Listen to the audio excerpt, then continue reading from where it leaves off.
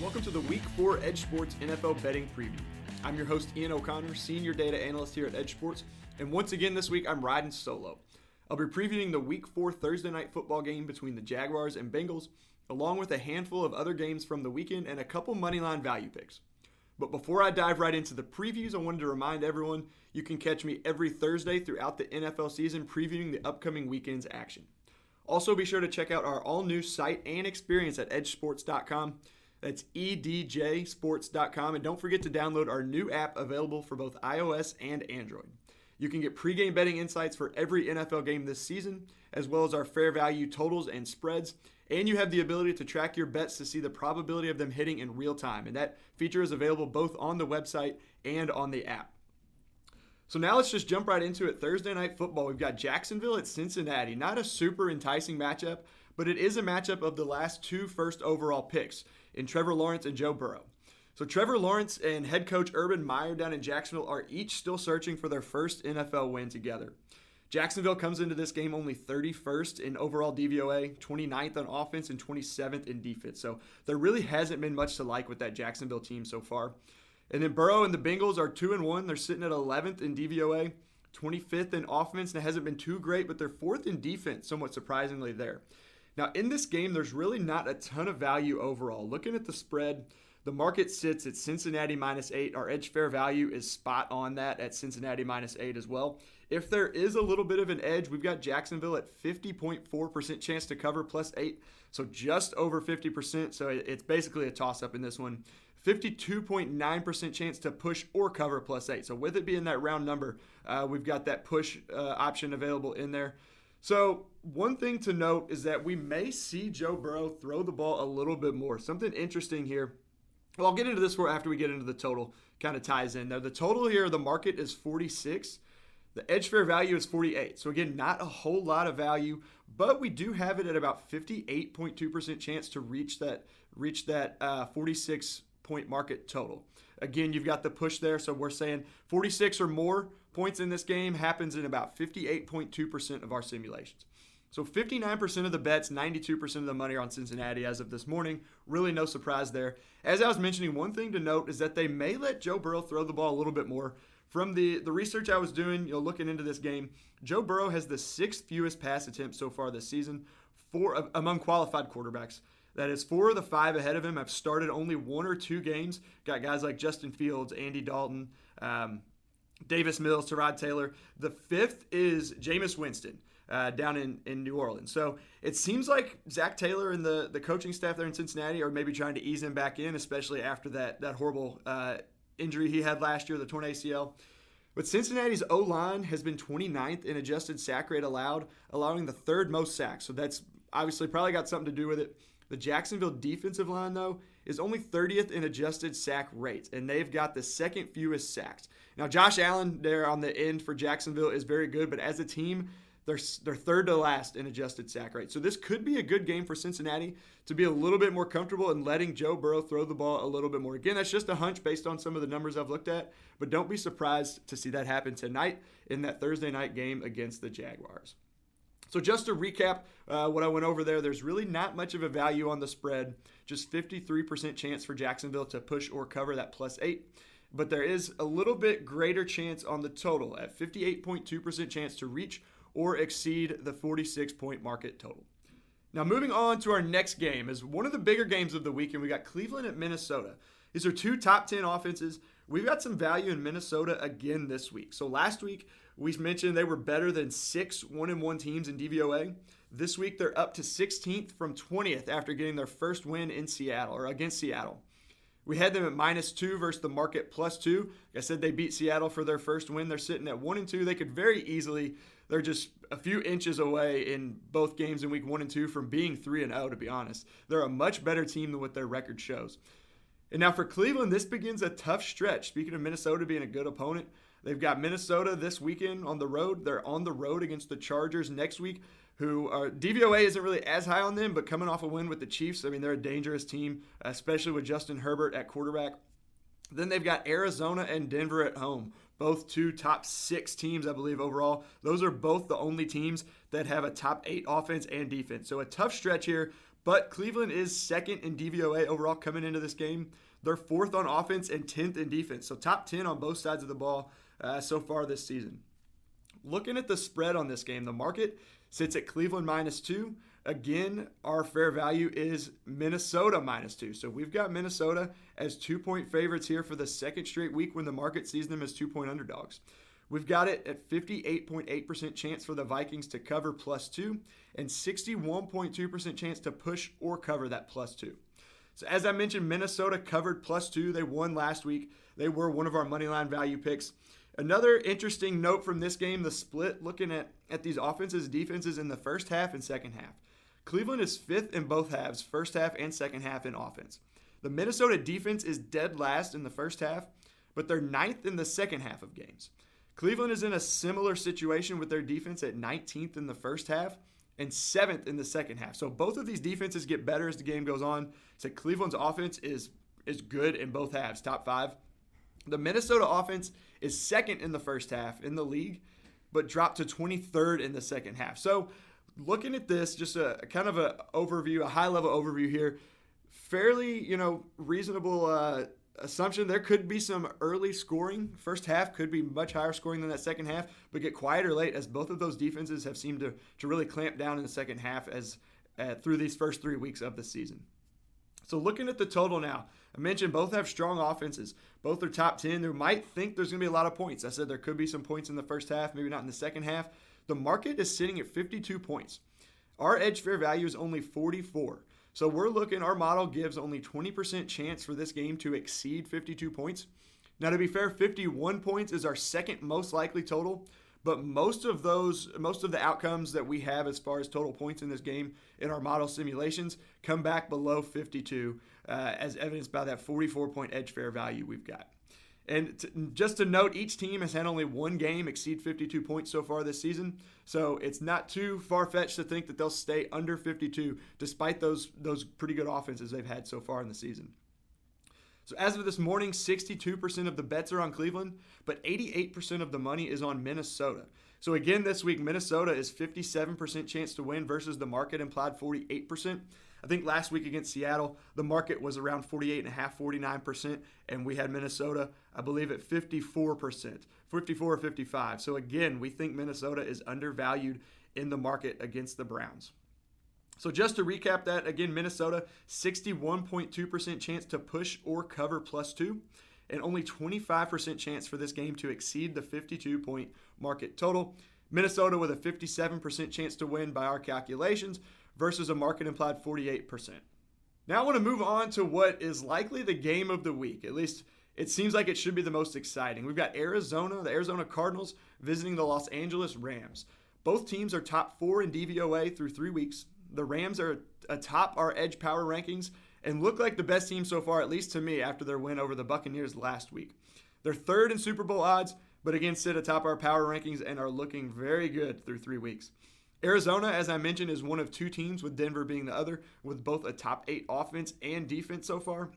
The Rams come into this game with the number 1 offense in the league. So this is a pretty evenly matched game and should be very exciting. Looking at the spread on this one, the market sits at the Rams -4 right now. Our edge fair value is the Rams -5, so not much of a difference, slightly higher on the Rams.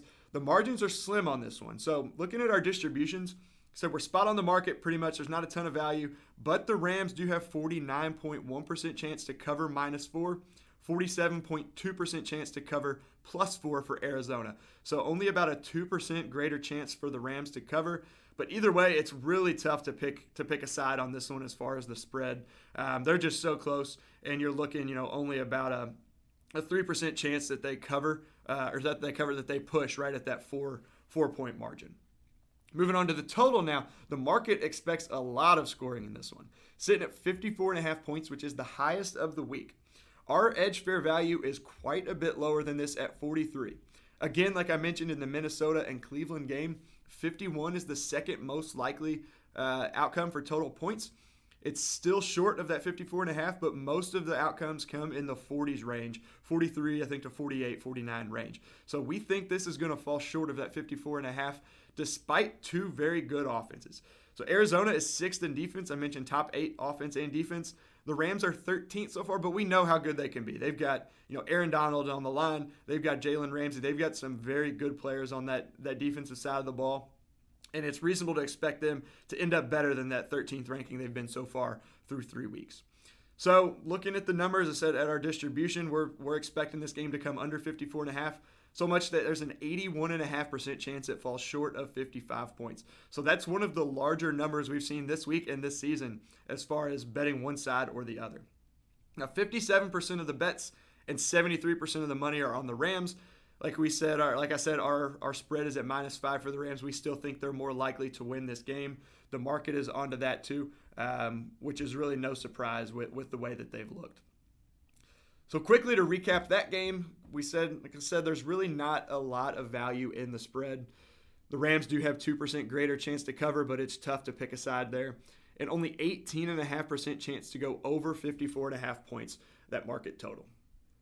So now I want to move on to Sunday Night Football. This might not necessarily be the game of the week, but I think it's fair to say it's the storyline of the week. Tom Brady's return to New England.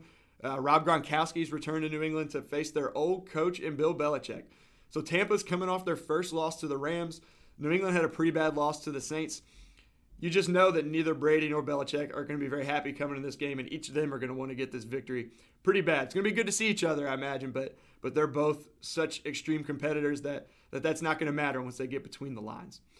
So checking out the spread on this one, as of this morning, the market is sitting at Tampa Bay -7. It opened up at Tampa -5.5 on Sunday night or Monday morning.